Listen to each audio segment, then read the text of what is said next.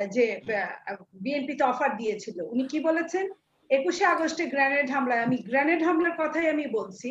উনি অনেকগুলো ব্যাপার আমাকে থ্রেট দিলেন কিনা আমি বুঝতে পারলাম না, তবে আমি কোনো থ্রেটকে ভয় পাই না, এটা বাংলাদেশের মানুষ ইতিমধ্যে জেনেছে।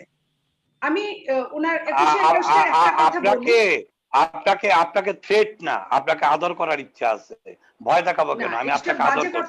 আপনাকে না না বাজে না, আপনি আদর, আপনি ভালো থাকেন, আপনি ভালো থাকেন, সুন্দর থাকেন, আরো বড় হন। আপনার জন্য আমার অনেক অনেক শুভকামনা। আপনি কি কারণে, আপনাকে কি কারণে আমি আপনাকে থ্রেট করতে যাব? কি কারণে?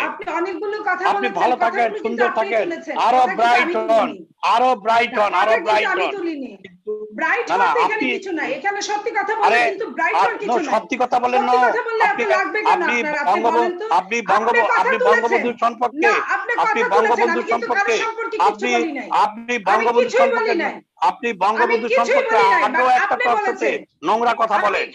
কি কথা বলেছি আপনাকে বলতে হবে? ঠিক আছে, ওকে, বলেন বলেন, আপনি বলেন, আপনি বলেন বলেন।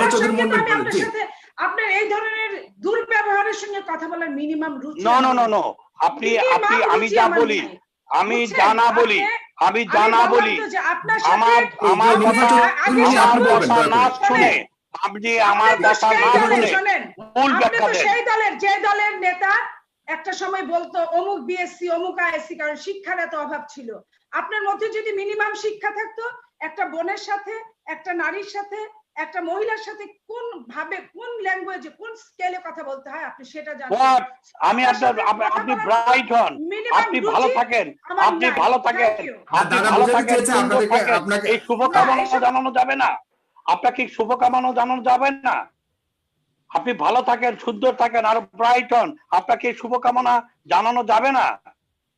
সাউন্ডটা ঠিক করো।